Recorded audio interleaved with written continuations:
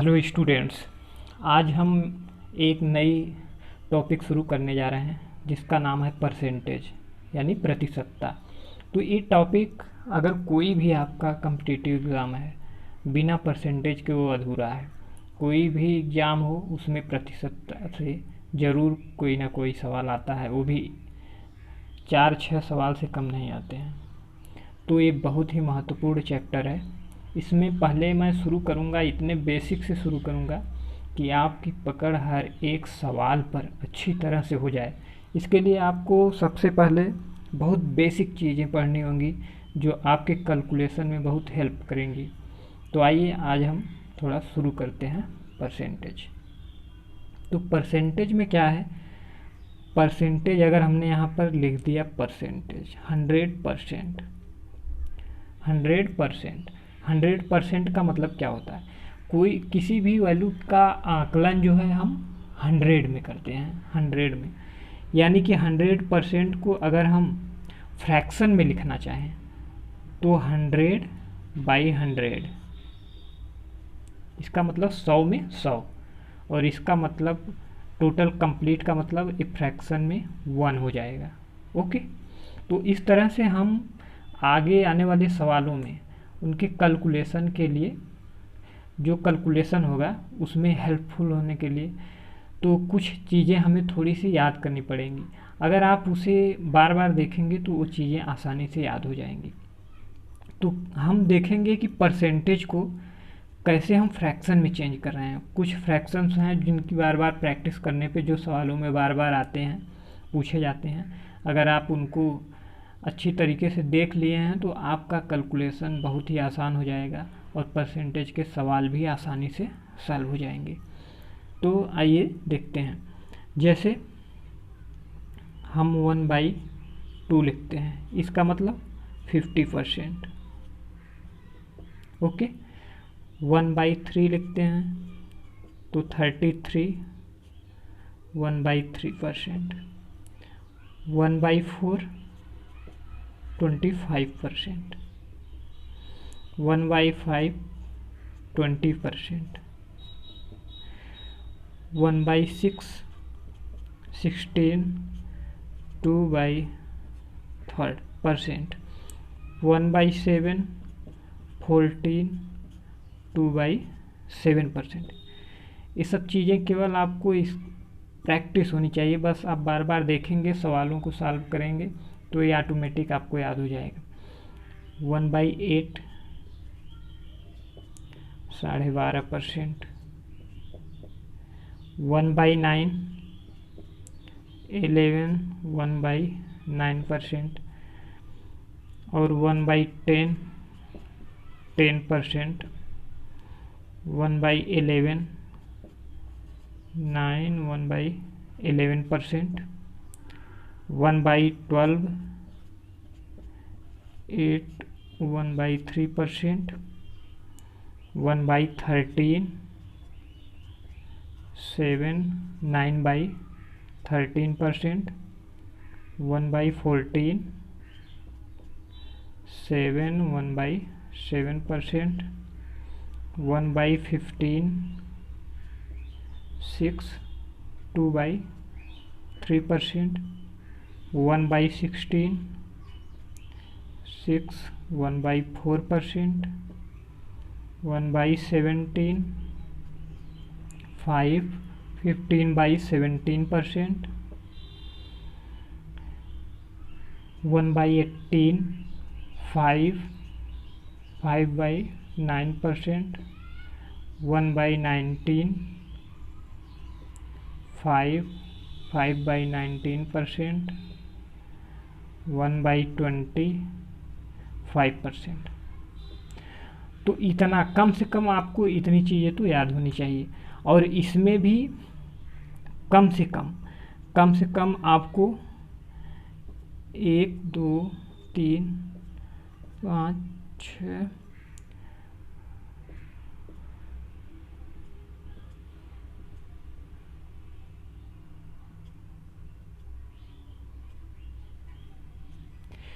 जितने पर हमने टिक लगाया है इतनी तो आपको एकदम याद रहना चाहिए। एक चीज़ हमको परसेंटेज के बारे में ये बतानी है कि जैसे हमने मान ली 16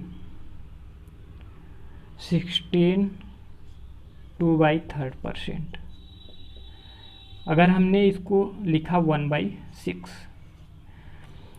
तो इतना परसेंट का मतलब क्या होता है? जब हम इसको फ्रैक्शन में लिखते हैं तो जो फ्रैक्शन में वैल्यू आई है, जो नीचे वाली वैल्यू होती है उसे मुख्य मान बोलते हैं, इसे फंडामेंटल वैल्यू बोलते हैं, फंडामेंटल वैल्यू। ओके, जब हम लिखते हैं 16 सही 2/3% इक्वल टू 1/6, इसका मतलब ये हुआ जब आप इसको फ्रैक्शन में चेंज करेंगे तो इसका यही मतलब है कि जो आपकी डिनोमिनेटर में वैल्यू है, जो डिनोमिनेटर में वैल्यू है उसका 16 सही 2/3% 1 है। इसका मतलब है कि मेन वैल्यू आपकी ए होती है और इसका परसेंटेज, जो एक परसेंटेज लिखा हुआ है, इसका नीचे जो आपका डिनोमिनेटर है इसका 16 सही 2/3% जो है 1 होगा। इसका यही मतलब होता है परसेंटेज में। और नीचे की वैल्यू जो होती है वो मुख्य मान होती है, वो फंडामेंटल वैल्यू होती है। फंडामेंटल वैल्यू का इतना परसेंट जो है 1 होगा। ओके, तो आइए आगे हम थोड़ा सा और देखते हैं। जैसे हमने कहा कि आपको किसी सवाल में दे दिया आपका परसेंटेज को फ्रैक्शन में, कुछ परसेंटेज जब आपको कठिन लगते हैं तो देखिए उसे कन्वर्ट कैसे किया जाता है। जैसे आपको पता है 107 1/7%, इतना दे दिया तो आप एग्ज़ाम में घबरा जाते हैं। तो एग्ज़ाम में घबराना नहीं है, आपको इनको ब्रेक कर देना है, क्योंकि आपको 100 के बारे में पता है। तो अगर हम इसे 100% प्लस 7 1/7% लिख दें तो इसकी वैल्यू क्या होती है? 1 होती है, और इसकी वैल्यू क्या होती है? 1/14। तो आप इसे डायरेक्ट चेंज कर 15/4। इस तरह से कोई भी वैल्यू हो आप उसको ब्रेक करके लिखेंगे। और जब आपने ब्रेक करके फ्रैक्शन में लिख दिया तो फ्रैक्शन में जहाँ वो कन्वर्ट हो गया, आपका सवाल जो है 100% एकदम सही होने वाला है। तो जैसे 128 1/3%, अगर इतना दे दिया आपका तो आप इसमें भी क्या करेंगे? 100 प्लस 20 प्लस 8 1/3। तो आप 128 1/3% को क्या लिखेंगे? ब्रेक करेंगे 100 प्लस 20 प्लस 8 1/3%। तो यहाँ पर 100 को आप लिखते हैं 1, 20% को लिखते हैं 1/5, और 8 सही 1/3% को क्या लिखते हैं? 1/12। तो आप इसको कन्वर्ट करेंगे 6/5 प्लस 1/12 72 प्लस 5 60, और इसकी वैल्यू आपकी कितनी आ जाएगी? 79/60। इस तरह से आप बड़े बड़े परसेंटेज को छोटे संख्या में ब्रेक करके आसानी से लिख सकते हैं। तो आइए इसी से रिलेटेड हम कुछ सवाल करते हैं। तो आपका सवाल क्या है? अगर किसी संख्या का 16 सही 2/3% इसी में जोड़ दिया जाए तो 343 बनता है, वास्तविक संख्या ज्ञात करिए। तो 16 सही 2/3% बराबर कितना होगा? 1/6।